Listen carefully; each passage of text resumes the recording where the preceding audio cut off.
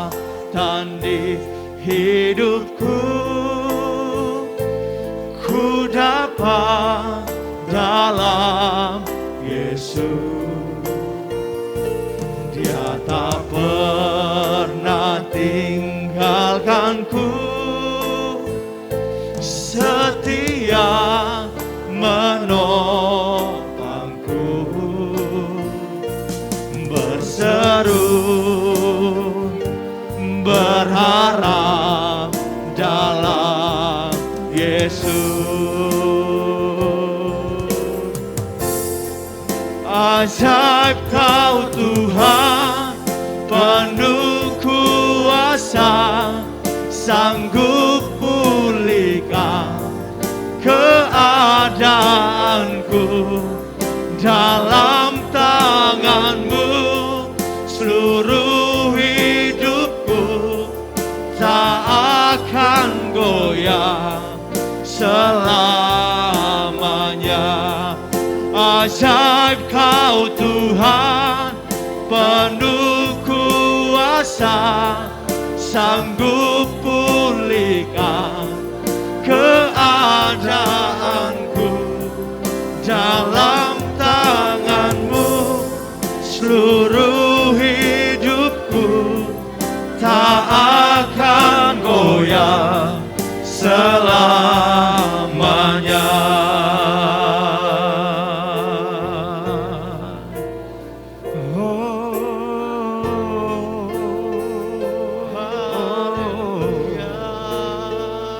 Kami menyembah.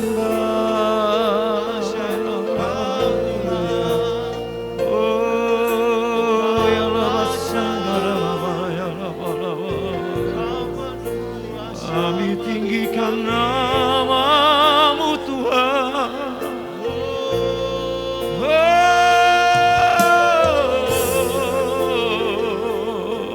Kami sembah. Kau ajaib. Mari angkat suaramu di hadapan Tuhan. Mari berikan penyembahan yang terbaik di hadapan Tuhan.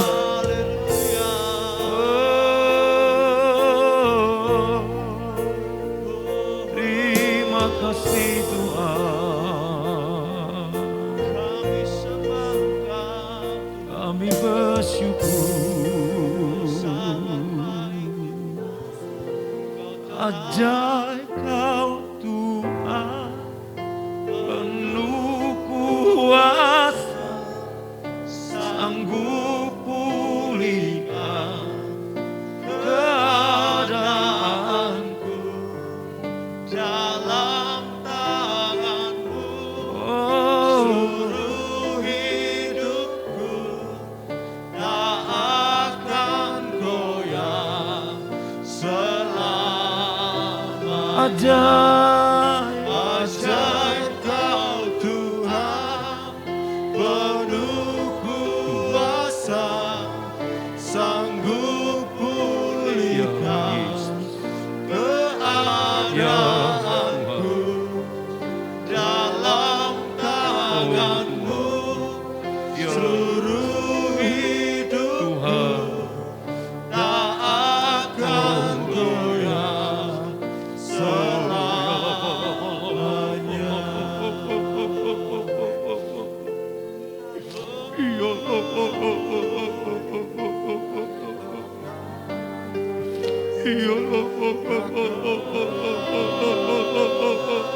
Kami takkan goyah.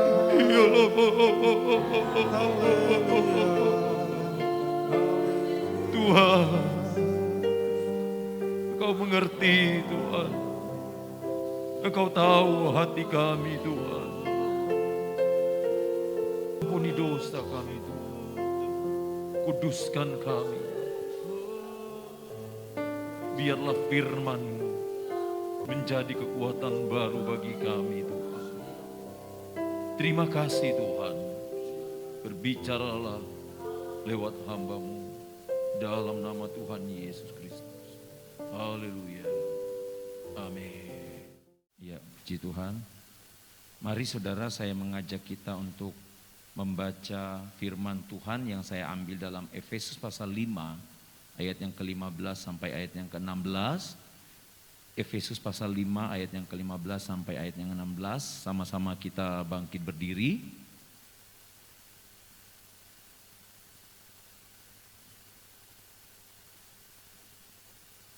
Kita baca bersama-sama firman Tuhan ini. 2, 3. Karena itu, perhatikanlah dengan saksama bagaimana kamu hidup. Janganlah seperti orang bebal, tetapi seperti orang arif. Dan pergunakanlah waktu yang ada, karena hari-hari ini adalah jahat. Puji Tuhan, silahkan duduk. Saudara yang kekasih di dalam Tuhan Yesus Kristus, firman Tuhan saat ini saya beri tema gunakan waktunya dengan benar. Gunakan waktu Tuhan dengan benar. Saudara, saya ingin menyampaikan kembali kepada saudara betapa pentingnya sebagai umat Tuhan kita menghargai waktu yang Tuhan percayakan kepada kita. Di dalam Efesus pasal 5 ayat yang ke-15 sampai 16 ini saudara, di situ ditulis dengan jelas bagaimana firman Tuhan mengingatkan kepada saya dan saudara untuk memperhatikan cara kita hidup, untuk memperhatikan waktu yang kita pakai. Di dalam ayat ini firman Tuhan dengan jelas memberitahukan kepada kita bahwa kita adalah orang-orang yang harus menggunakan waktu-waktu yang ada dengan benar di hadapan Tuhan. Nah saudara, sebagai umat yang percaya kepada Tuhan, mengapa kita harus menggunakan waktu dengan sebaik-baiknya? Mengapa waktu yang Tuhan percayakan kepada kita, kita harus menggunakannya dengan sebaik-baiknya? Ini kita harus jawab secara pribadi. Hubungan kita dengan Tuhanlah yang menentukan bagaimana kita menjalin hubungan yang intim dengan Tuhan atau membangun hubungan yang intim dengan Tuhan. Firman Allah katakan di dalam ayat yang ke-15 ini saudara, di situ ditulis bahwa saya dan saudara harus hidup tidak seperti orang bebal, tetapi kita harus hidup seperti orang arif. Orang bebal itu seperti apa saudara? Orang bebal ini adalah orang yang mengabaikan firman Tuhan. Nah firman Allah berkata saya dan saudara harus menggunakan waktu dengan sebaik-baiknya. Biar apa atau kenapa? Firman Allah katakan karena hari-hari ini adalah jahat. Mungkin saudara bertanya jahatnya di mana? Saya biasa-biasa saja. Tidak ada orang yang berbuat jahat kepada saya. Tidak ada orang yang mencelakai saya. Saya tetap tenang, saya tetap bisa beraktivitas sebagaimana biasanya. Mungkin saudara bisa berkata seperti itu. Tetapi saudara, tidakkah kita melihat lebih luas lagi bagaimana keadaan dunia saat ini? Nyawa sudah tidak ada harganya lagi. Terjadi pembunuhan di sana sini. Terjadi penipuan di sana sini. Terjadi kong kali kong yang tidak benar dalam sebuah pekerjaan. Dan ini menunjukkan bahwa keadaan zaman yang sudah tidak lagi bersahabat. Saudara, jangan pernah kita merasa baik-baik saja. Jangan pernah kita merasa aman-aman saja saudara dengan keadaan sekarang ini. Saya mengajak kita benar-benar kita membuka mata kita. bahwa sesungguhnya saat ini adalah saat yang tidak baik. Kita percaya bahwa di dalam Tuhan memang kita selalu mendapatkan perlindungan dari Tuhan. Amin, saudara. Tetapi saudara, perlindungan dari Tuhan itu juga saudara, kalau kita salah menggunakannya, maka saya percaya bahwa Tuhan juga tidak akan tinggal diam. Tapi Tuhan akan mengambil tindakan agar saya dan saudara kembali kepada Dia untuk lebih sungguh-sungguh datang kepada Tuhan. Hari-hari ini adalah jahat. Di dalam 2 Timotius pasal 3 ayat yang kedua bagian A, dalam 2 Timotius pasal 3 ayat yang kedua, di situ firman Tuhan katakan manusia akan mencintai dirinya sendiri. Fokus kepada diri sendiri. Salah satu ciri dari hari-hari yang jahat itu adalah manusia mencintai dirinya sendiri. Manusia hanya fokus kepada dirinya sendiri. Bagaimana ia memperoleh keuntungan sebesar-besarnya hanya untuk dirinya sendiri. Dengan mengabaikan orang-orang yang ada di sekitarnya. Dengan mengabaikan orang-orang yang ada di luar sana. Pokoknya yang penting aku mendapatkan keuntungan. Mencintai diri sendiri. Segala sesuatunya digunakan untuk diri sendiri tanpa mau berbagi kepada orang-orang yang membutuhkan. Bapak Ibu Saudara yang kekasih di dalam Tuhan Yesus Kristus, perhatikanlah baik-baik firman Tuhan ini di dalam 2 Timotius pasal yang ketiga ayat yang kedua ini. Di situ firman Tuhan ingin membawa saya dan saudara untuk lebih mengerti lagi bahwa ternyata kalau kita mencintai diri kita sendiri, sebenarnya kita tidak sedang menggunakan waktu Tuhan dengan benar. Sebab salah satu orang yang menggunakan waktu Tuhan dengan benar, dia tidak fokus hanya pada diri sendiri. Dia akan fokus juga kepada Tuhan, kepada orang-orang yang ada di sekitar dia.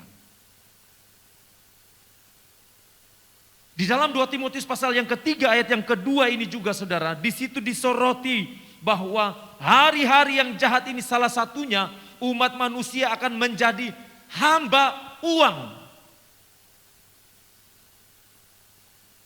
Adakah yang salah dengan uang? Tidak ada saudara. Uang tidak salah. Yang salah adalah kita menempatkan uang itu sebagai apa di dalam hidup kita. Kalau kita tempatkan uang itu sebagai raja di dalam hidup kita, maka uang itu yang akan memerintah kita, yang akan mengendalikan hidup kita. Saudara bekerja, saudara mencari nafkah, itu harus. Berulang kali saya katakan, bahkan firman Tuhan sudah menyampaikan kepada saudara, setiap orang harus bekerja untuk memenuhi segala kebutuhan hidupnya. Tetapi bukan berarti saudara, uang yang saudara kejar itu menguasai hidup saudara. Kalau sampai uang menguasai hidup saudara, maka kita akan masuk dalam kategori menjadi hamba uang. Tidak ada satu orang di dunia ini pun yang tidak membutuhkan uang. Semua membutuhkan uang. Dari strata sosial yang paling tinggi sampai orang miskin sekalipun.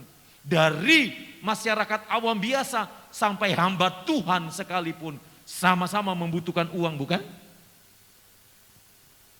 Tetapi persoalannya, kita tempatkan uang itu sebagai apa di dalam diri kita, di dalam kehidupan kita. Kalau kita tempatkan dia sebagai sesuatu yang utama, yang nomor satu, maka sadar atau tidak sadar kita sudah menjadi budak dari uang itu sendiri. Uang itulah yang akan menjadi tuan dalam hidup kita. Tapi kalau kita menempatkan uang itu sesuai pada porsinya, maka kita yang akan mengendalikan uang itu. Mengapa banyak orang yang tidak pernah puas? Walaupun di tangannya sudah ada miliaran rupiah, walaupun rumahnya sudah mewah, walaupun ia sudah memiliki banyak kendaraan, tetap saja tidak puas, tetap saja korupsi, tetap saja memakai cara-cara yang kotor. Kenapa saudara? Karena uang sudah bertahta di dalam dirinya. Karena uang sudah menjadi tuan di dalam dirinya.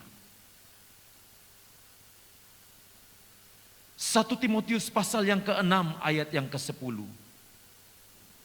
1 Timotius pasal yang ke-6 ayat yang ke-10 berkata, karena akar segala kejahatan ialah cinta uang. Akar segala kejahatan.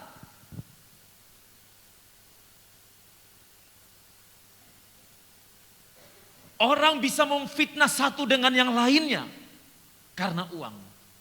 Si A bisa menjatuhkan si B karena uang. Saudara kandung bisa saling membunuh karena uang. Anak bisa menuntut orang tuanya karena uang. Akar segala kejahatan. Saudara, firman Tuhan tidak pernah menyalahkan uangnya. Saudara, perhatikan baik-baik firman Tuhan. Dari Kejadian sampai Wahyu, saudara tidak akan mendapatkan ayat firman Tuhan yang mengatakan bahwa Tuhan menyalahkan uangnya. Tapi Tuhan menyalahkan pribadi orang itu. Ketika orang itu sudah mencintai uang,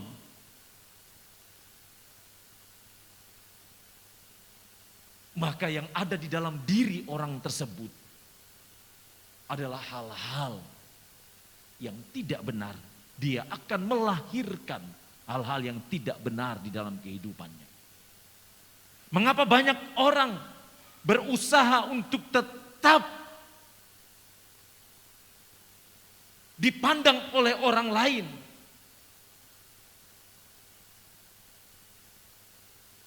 Sehingga menggunakan cara-cara yang tidak benar, asalkan orang lain tetap memandang dia.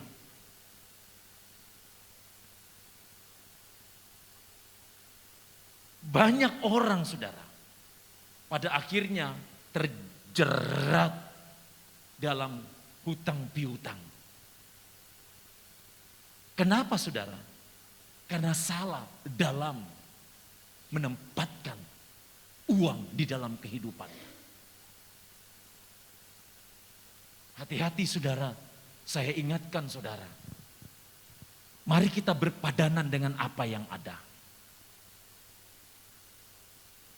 Apa yang saudara punya, itu yang saudara pakai. Amin. Berapapun itu, syukuri yang Tuhan kasih. Kalau saudara syukuri itu, maka yang kurang akan terasa cukup. Tapi saudara, kalau kita tidak bersyukur di hadapan Tuhan, berapapun nilai uang yang ada di dalam diri kita atau yang kita pegang, mungkin itu 10 miliar, 20 miliar, pasti akan habis dalam sekejap. Silahkan saudara bekerja, silahkan saudara mengumpulkan uang untuk masa depan saudara. Itu harus. Itu harus. Tetapi saudara, jangan sampai karena uang kita lupa dengan Tuhan. Karena uang kita lupa menempatkan Tuhan di dalam hidup kita. Jangan sampai uang di atas, Tuhan di bawah. Ya saudara, ingat saudara, bukan uang kita yang akan membawa kita ke dalam kerajaan sorga. Saya ingatkan terus saudara pada saat ini, supaya kita tidak menjadikan semuanya itu sebagai Tuhan yang memerintah di dalam hidup kita. Mengapa kita harus menggunakan waktu kita dengan sebaik-baiknya? Roma pasal 11 ayat yang ke-22. Roma pasal 11 ayat yang ke-22. Sebab itu perhatikanlah kemurahan Allah dan juga kekerasannya, yaitu kekerasan atas orang-orang yang telah jatuh, tetapi atas kamu kemurahannya, yaitu jika kamu tetap dalam kemurahannya, jika tidak kamu pun akan dipotong. Saya dan saudara harus menggunakan waktu dengan sebaik-baiknya, sebab ada batas kemurahan Tuhan. Segala sesuatu ada batasnya, saudara. Kalau saudara berkata, bukankah Tuhan kita adalah Tuhan yang panjang sabar? Benar. Bukankah Tuhan kita adalah Tuhan yang penuh pengasih? Bukankah Tuhan kita adalah Tuhan yang penuh belas kasihan? Benar, saudara. Tetapi firman Allah katakan, ada batas kemurahan Tuhan. Batas kemurahan Tuhan inilah yang harusnya menjadi perhatian saya dan saudara. Batas kemurahan Tuhan inilah yang harusnya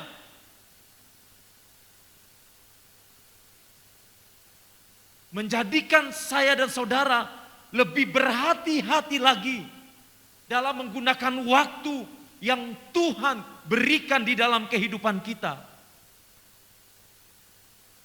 Kalau kita sadar bahwa ada batas kemurahan Tuhan, maka kita akan memakai waktu kita dengan benar di hadapan Tuhan.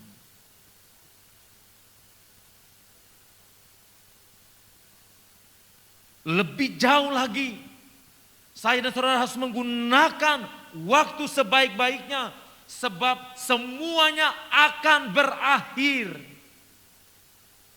Amin, saudara.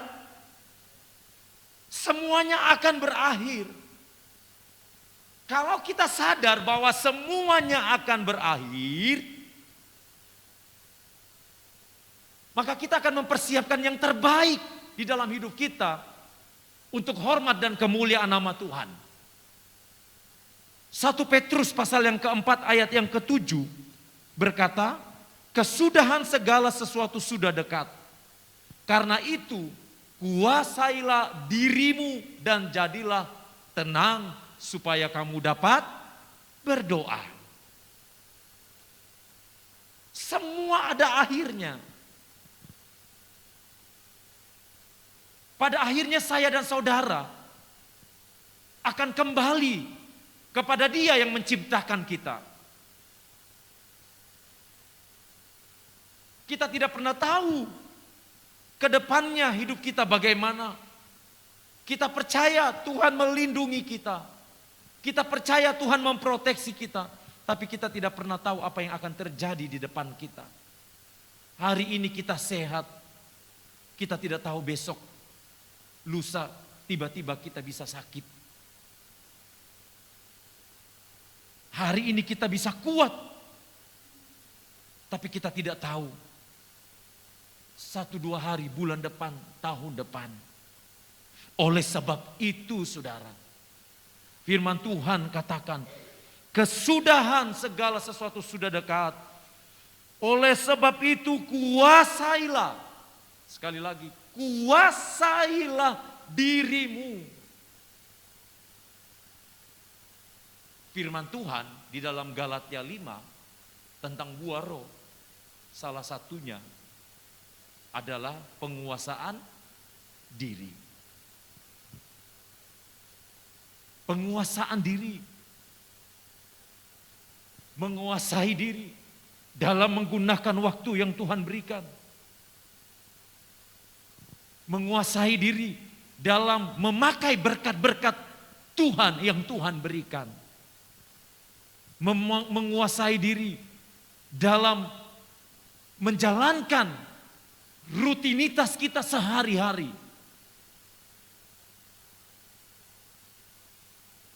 Mari saudara, jangan sampai kita terlena.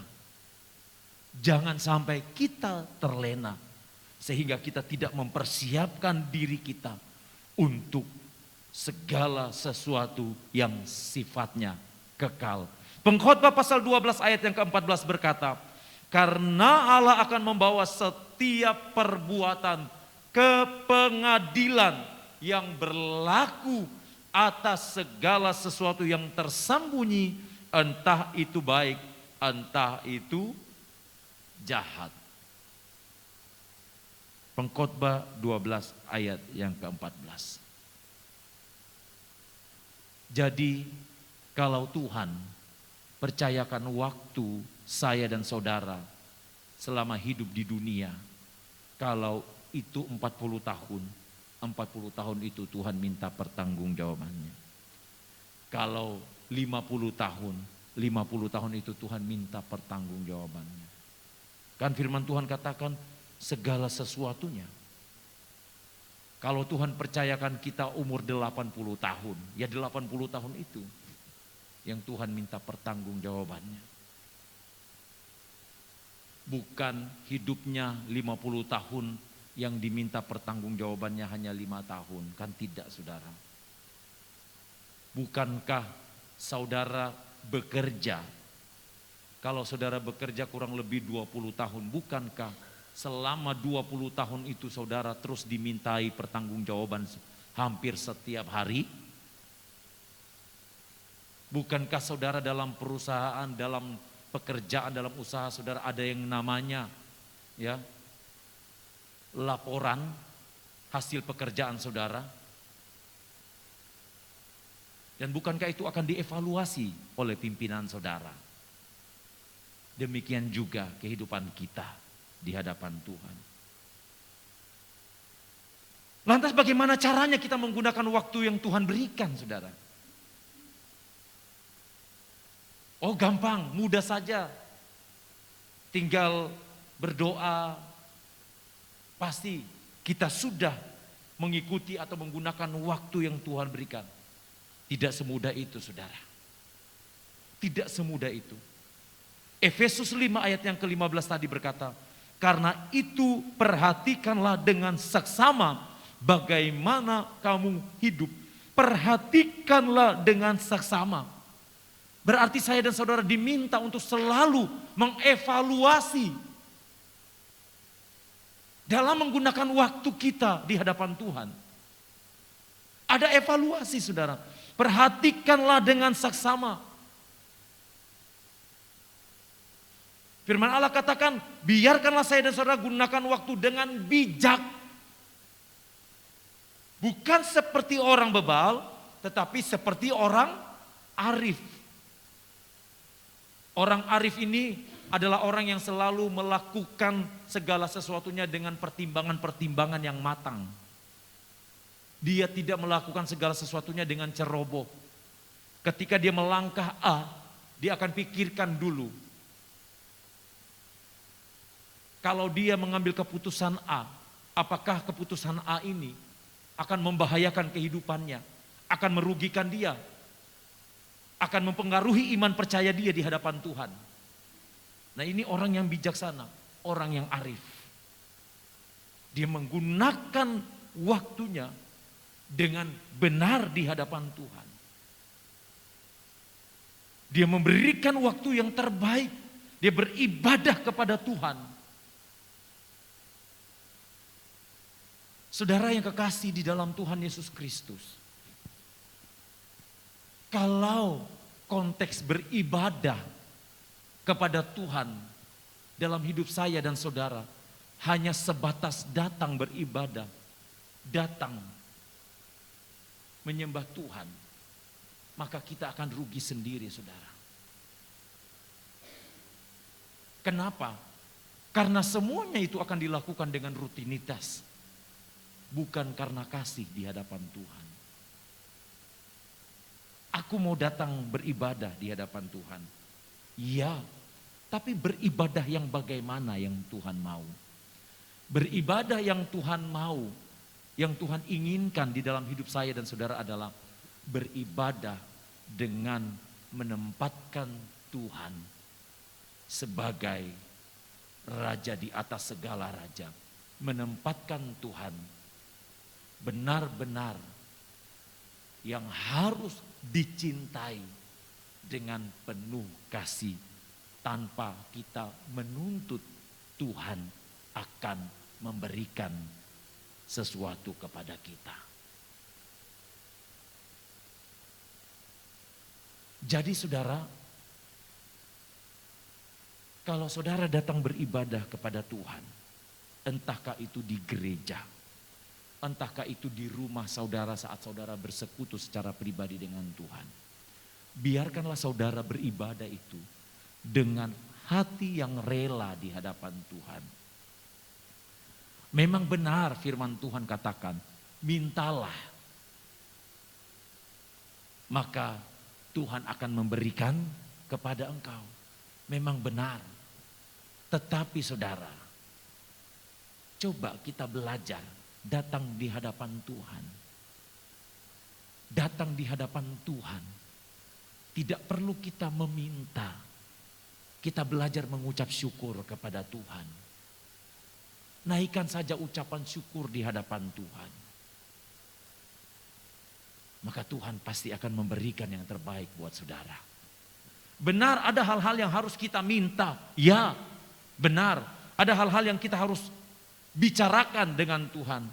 Tetapi saudara yang kasih di dalam Tuhan Yesus Kristus, sekali lagi yang ingin saya sampaikan kepada saudara, biarkanlah ketika engkau menyembah Tuhan, engkau benar-benar menyembah karena engkau butuh Tuhan. Engkau sadar bahwa tanpa Tuhan kau tidak bisa berbuat apa-apa. Engkau tahu bahwa tanpa Tuhan kau tidak bisa hidup dengan benar. Semua karena anugerah Tuhan. Amin saudara. Semua berkat kemurahan Tuhan. Tuhan sudah menyelamatkan saya dan saudara di kayu salib. Tuhan sudah melakukan yang terbaik. Masa kita masih menuntut hal yang lebih lagi dari Tuhan? Bukankah nyawanya sendiri sudah diberikan buat saya dan saudara? Tuhan gak pernah mendengar doa saya. Tuhan belum menjawab doa saya. Kok sampai hari ini Tuhan tidak pernah meresponi doa saya. Kok sampai hari ini Tuhan? Mana suaramu Tuhan? Mana yang Tuhan janjikan selama ini? Saudara, kalau Tuhan belum menjawab doa saudara, berarti ada hal yang perlu dibenahi di dalam hidup kita. Atau kalau Tuhan tidak menjawab apa yang kita mau, berarti Tuhan mau memberikan apa yang Tuhan mau, bukan yang kita mau. Apa yang Tuhan inginkan, bukan yang kita inginkan. Kalau kita belajar memahami apa yang Tuhan mau di dalam hidup kita, maka kita akan menggunakan waktu-waktu yang Tuhan berikan dalam hidup kita dengan benar. Ibrani 10 ayat yang ke-25. Ibrani 10 ayat yang ke-25, firman Tuhan katakan, janganlah kita menjauhkan diri dari pertemuan-pertemuan ibadah kita seperti dibiasakan oleh beberapa orang, tetapi marilah kita saling menasehati dan semakin giat melakukannya menjelang hari Tuhan yang mendekat. Janganlah kita menjauhkan diri.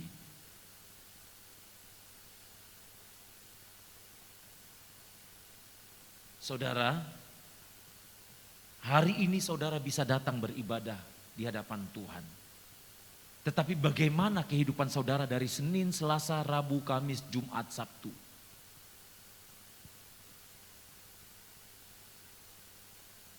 Tuhan tidak mau kita menjadi Kristen mingguan. Apalagi kristal, Kristen Natalan. Tuhan gak mau itu. Tuhan mau kita konsisten. Senin, Selasa, Rabu, Kamis, Jumat, Sabtu, Minggu. Kita selalu bersekutu dengan Dia. Jangan bilang saudara tidak punya waktu untuk bersekutu dengan Tuhan. Jangan ngomong saudara tidak punya waktu. Sehari 24 jam. Masa gak bisa saudara beri untuk Tuhan?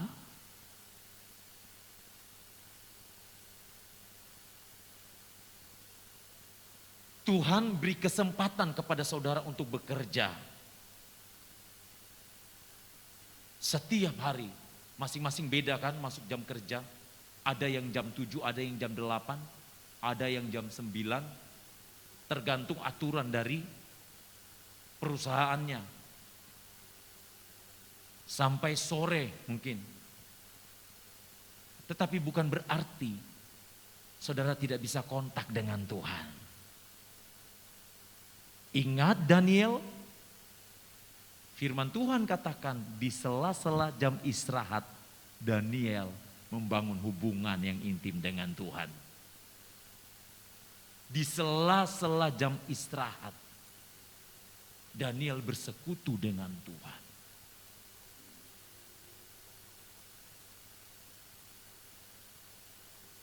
Mari saudara, saya mengajak saudara. Ayo, firman Tuhan katakan jangan menjauhkan diri dari pertemuan-pertemuan ibadah. Mari saudara, jangan menjauhkan diri. Ada satu video yang viral saudara, tentang pertanyaan seorang anak kepada bapaknya ketika dia ingin mengetahui kebesaran Tuhan. Dia bertanya kepada bapaknya, "Pak, Tuhan itu sebesar apa sih?" Si bapak pada saat itu melihat sebuah pesawat yang ada di atas bersama dengan anaknya. Dia memberitahukan kepada anaknya, "Menurut kamu pesawat yang engkau lihat itu besar apa kecil?" Anak tersebut menjawab, "Kecil sekali ya." Setelah itu ayahnya membawa kembali atau membawa anaknya ke bandara udara, ya, ke tempat pesawat untuk menurunkan penumpang, ya, atau mengambil penumpang. Dan ayahnya bertanya kepada anak itu, "Bagaimana engkau melihat pesawat itu?"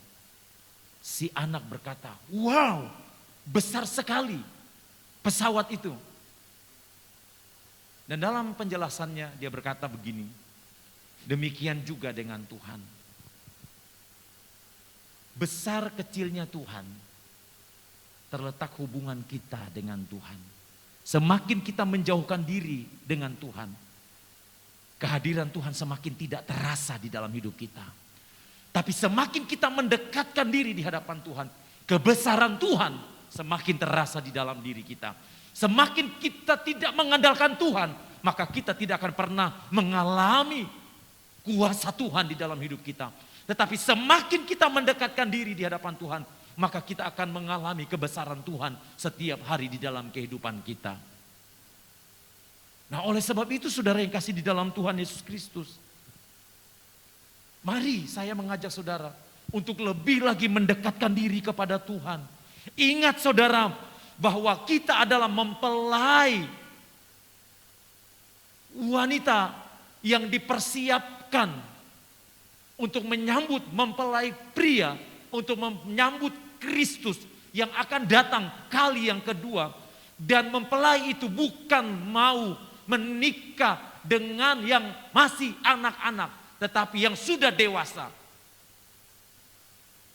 Dengan kata lain, Kristus atau Yesus hanya akan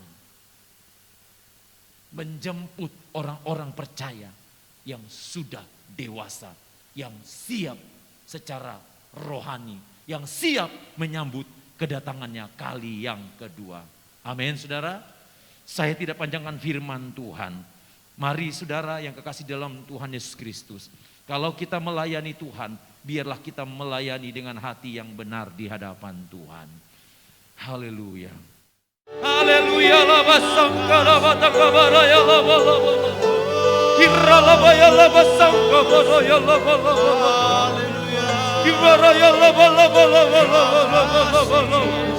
Oh, haleluya.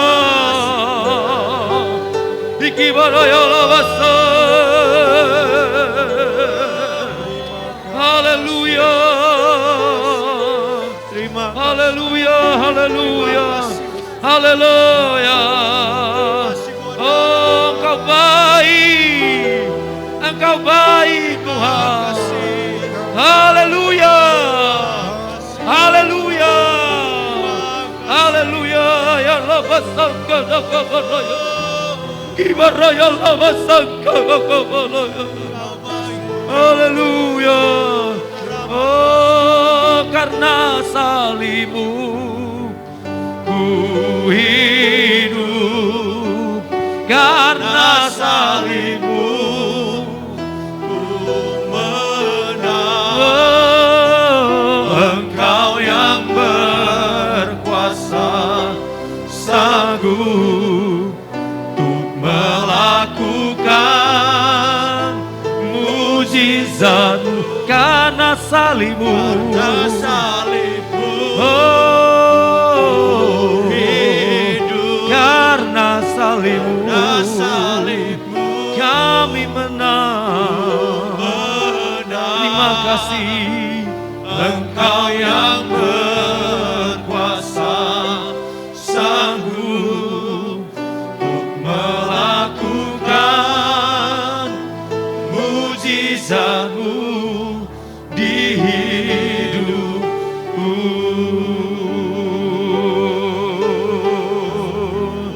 Haleluya. Haleluya. Haleluya.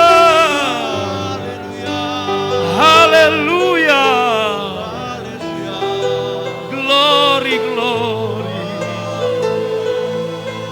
Terima kasih Tuhan.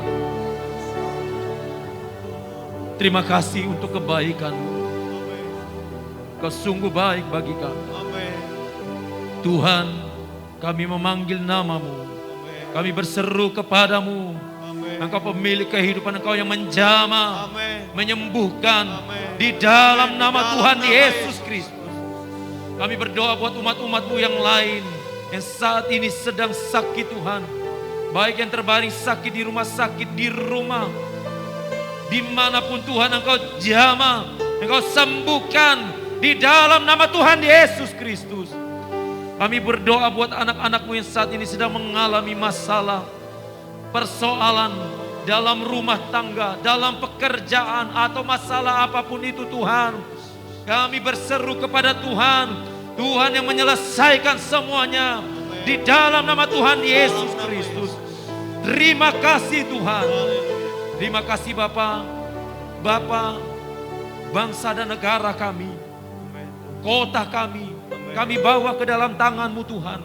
Pemerintahan yang ada kami bawa ke dalam tangan-Mu Tuhan.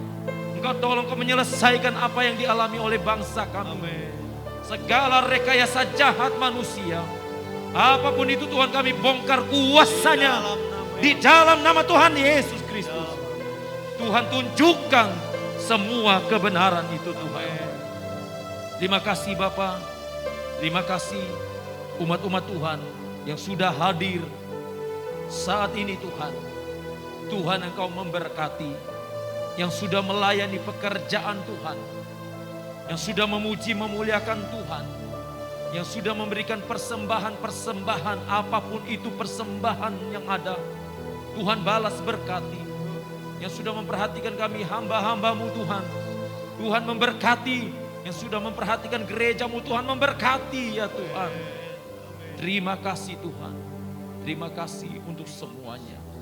Untuk kebaikan Tuhan. Bapa,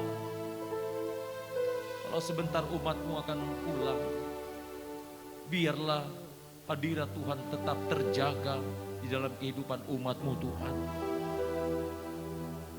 biarlah umat-umatmu terus menjadi saksi, menjadi berkat dimanapun mereka berada. Sehingga nama Tuhan dipermuliakan. Saudaraku yang dikasihi Tuhan, mari angkatlah tanganmu dan terimalah berkat Tuhan. Tuhan melindungi engkau. Tuhan menghadapkan wajahnya kepadamu dan memberi engkau damai sejahtera. Biarlah kau pulang dengan membawa sukacita Allah yang melimpah. Di dalam nama Bapa, Putra dan Roh Kudus, yaitu di dalam nama Tuhan Yesus Kristus, kami sudah berdoa dan mengucap syukur. Sama-sama kita yang percaya katakan, amin. Amin.